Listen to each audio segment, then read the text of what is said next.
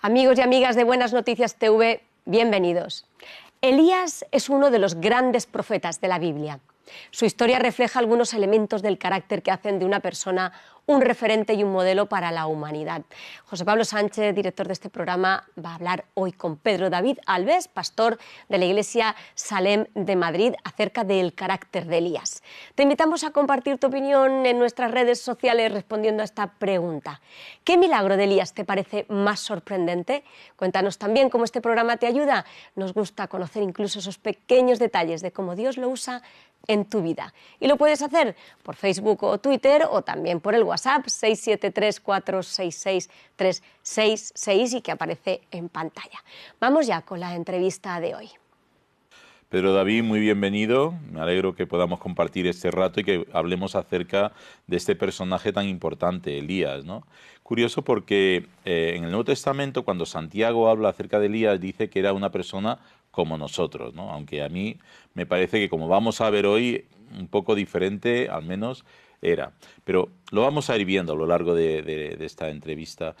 Cuéntanos un poco cuál es el contexto histórico, el momento histórico en que vive Elías. Muy bien, pues nada, estoy encantado de estar aquí con vosotros y nada, de Elías pues sabemos algunas cosillas en relación a su contexto, por ejemplo, que estuvo ejerciendo su labor de profeta, de mensajero de parte de Dios, en la época del malvado rey Acab y su mujer Jezabel, más o menos en el 870 y 850 a.C., y luego pues de él sabemos también que tuvo un pasado insignificante, o por lo menos la Biblia no nos habla mucho de su pasado. Él venía de una aldea llamada Tisbé, en la región de Galaad, de la tribu de Manasés, y sabemos que él era uno de los profetas más importantes dentro de la cultura hebrea.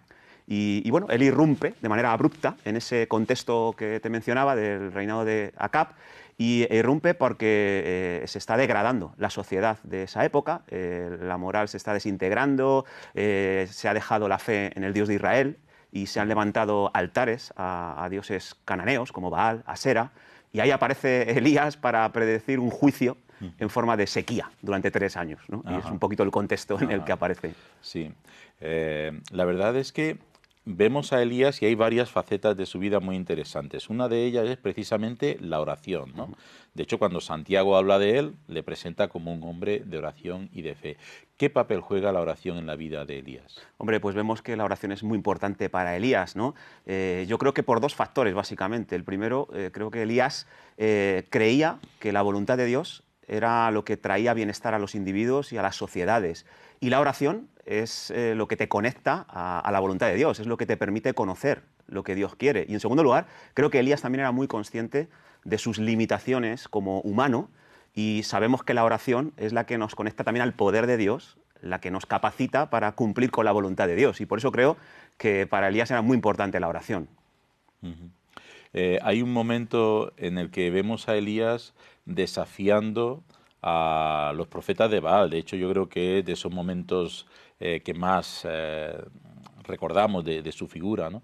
Y en ese momento, pues él, en ese desafío, pues le dice que, bueno, que oren a ver quién es capaz de que Dios mande fuego del cielo, ¿no? Y te pregunto, ¿eso era de Elías? ¿Era valentía o arrogancia? ¿Qué piensas? Bueno, yo descartaría la arrogancia. Para mí la arrogancia tiene que ver con creerse superior a los demás, con menospreciar a otros por creer que son inferiores a uno mismo, y no veo arrogancia ahí, veo valentía y veo amor. Veo amor porque veo que Elías estaba muy preocupado por la ceguera espiritual de los habitantes de Israel, y lo que quiere hacer es abrirle los ojos, abrirles la capacidad espiritual de ver a Dios en medio de ellos, y que se vuelvan del camino erróneo que están tomando y que se vuelvan a Dios, ¿no? Y entonces yo veo mucho amor y poca arrogancia, veo mucha valentía, pero poca soberbia, digamos, Claro, ¿no? claro. Sí.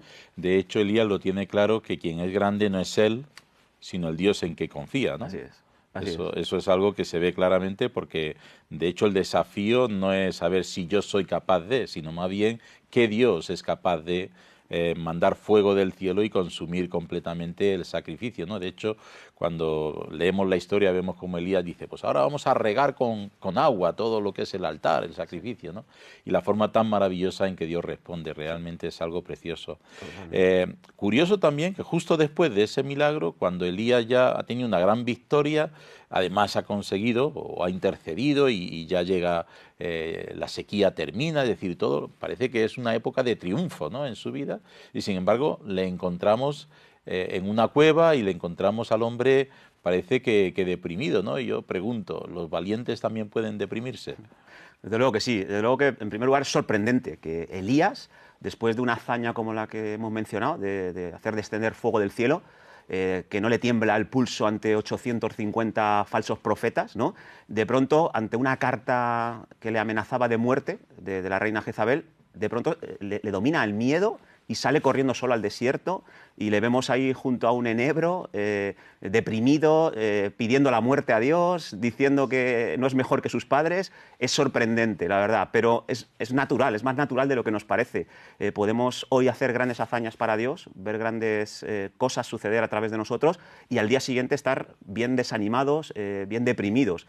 Y la pregunta es ¿por qué? ¿Por qué llegamos a pasar de un extremo a otro, de la noche a la mañana? Yo creo que es por nuestra humanidad, por nuestro alma, que es tan frágil, tan inestable, que es muy usual que nos pueda acontecer esto. En el caso de Elías, yo creo que una de las cosas que le pudo haber sucedido era que él tenía unas expectativas de lo que tenía que suceder después de ese incidente del Monte Carmelo, y no se dieron esas expectativas. Yo creo que él tenía unas expectativas hacia los demás, por ejemplo, los habitantes de Israel. Él dice, en el momento en el que vean descender fuego del cielo, van a volverse a Dios de todo su corazón, y no sucedió. O pensaría, en el momento en el que Acab y Jezabel, como reyes, escuchen lo que acaba de suceder, pues van a quitar todos los altares a Baal y a Asera y van a volver a restaurar el culto a Dios, ¿no? Y no sucedió. Y eso, claro, te genera frustración, te genera desánimo. Incluso yo creo que algo de frustración hacia Dios puede que hubiera también en Elías. Él creo que tenía unas expectativas hacia Dios, como que Dios iba a cambiar la situación de la noche a mañana, y no sucedió tampoco. Y creo que esas frustraciones nos pueden llevar a nosotros también a ese desánimo, incluso a la depresión, el tener falsas expectativas, ¿no? Eso pasa también hoy en día, ¿no?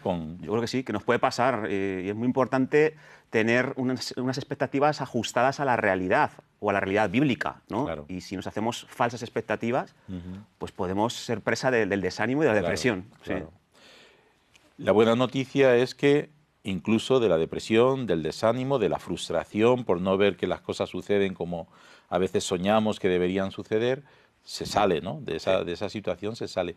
Y hay una experiencia de Elías que tiene ahí en la cueva con Dios, una experiencia muy especial, y cada vez que Dios le pregunta, ¿qué haces aquí?, Elías responde, ¿no? He sentido un vivo celo por Dios, ¿no? He sentido un vivo celo por Dios.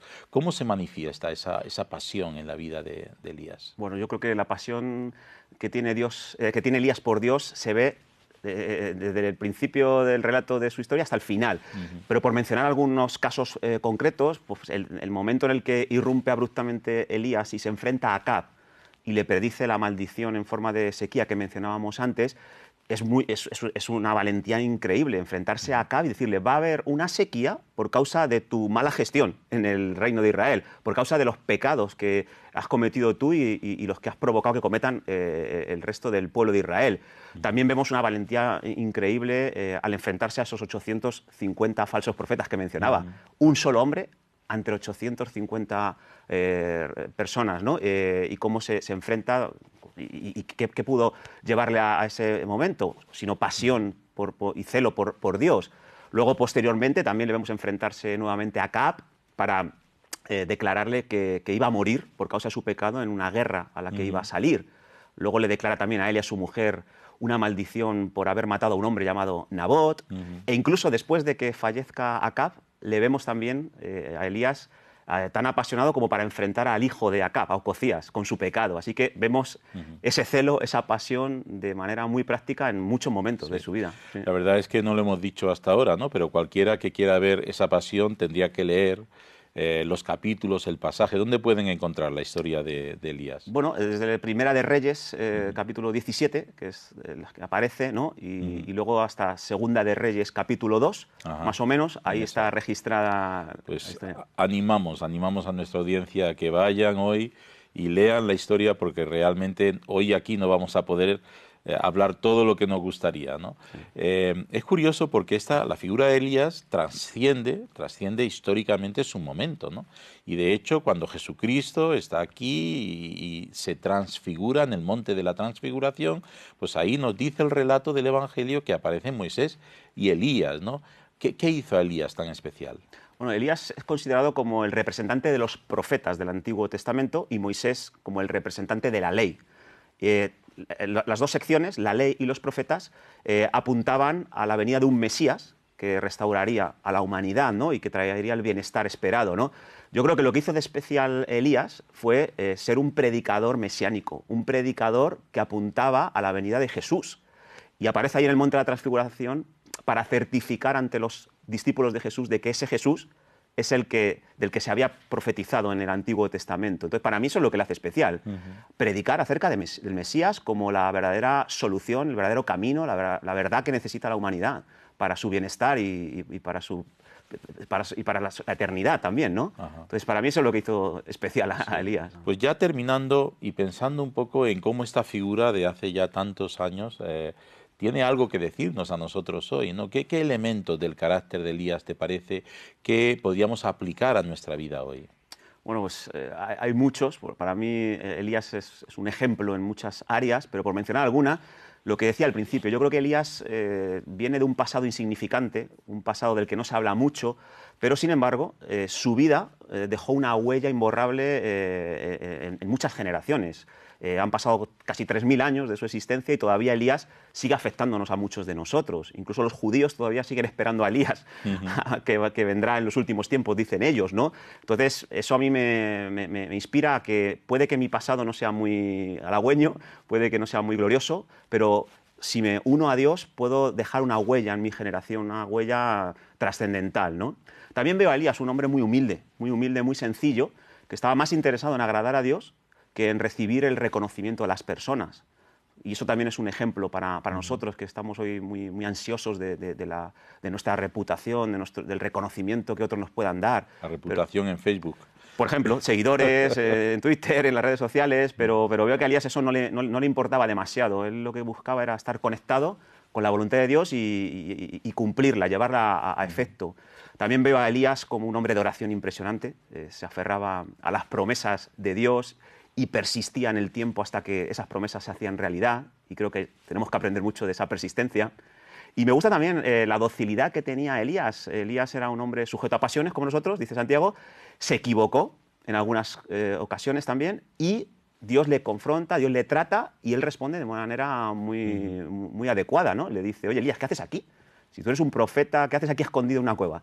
Vuelve a ungir reyes, vuelve a ungir a profetas, y Elías no se pone a la defensiva, no rechista y responde con mucha docilidad. En fin, también la valentía podríamos destacar de Elías, cómo él decide obedecer antes a Dios que a los hombres, o obedecer a Dios independientemente de las consecuencias que traiga su obediencia. Son detalles que me llaman la atención. La verdad es que hay muchísimo, y nuestra sociedad hoy en día necesita también portavoces de la palabra de Dios que anuncien el amor de Dios, pero también la necesidad de que volvamos a los principios y los valores que hacen que haya prosperidad en una sociedad, ¿no? A la verdad, a la misericordia, a la justicia. Yo creo que vivimos en un mundo hoy en día donde hacen falta personas como Elías, valientes para denunciar el pecado, pero también para anunciar la misericordia y el amor de Dios, ¿no? Y en ese sentido, pues confiamos que haya muchas personas que sean valientes como él y de tomar la palabra y de anunciar el reino de Dios. Pues muchas gracias, Pedro David, por acompañarnos hoy. Que Dios te bendiga. Un placer igualmente. Nos marchamos ya, pero antes animarte a leer la Biblia. Las iglesias evangélicas ponen a tu disposición esta porción de la Biblia, la carta del apóstol Pablo a los romanos. Llámanos ahora al teléfono 91-743-4400 y te lo haremos llegar gratis. Y para los que formáis parte del Club de Amigos, hoy vamos a sortear este libro titulado Tu identidad sí importa, del terapeuta Juan Varela, y que nos llega gracias a la generosidad de la editorial CLIE. Necesitamos más amigos como tú, que puedes unirte a nuestro club para seguir regalando la Biblia y ofrecer ayuda espiritual a todos aquellos que nos la solicitáis. Puedes hacerlo entrando en nuestra web y registrándote, o bien llamándonos o mandándonos un WhatsApp. Gracias por tu atención en este día y no lo olvides, amigo, amiga, tú vales mucho para Dios.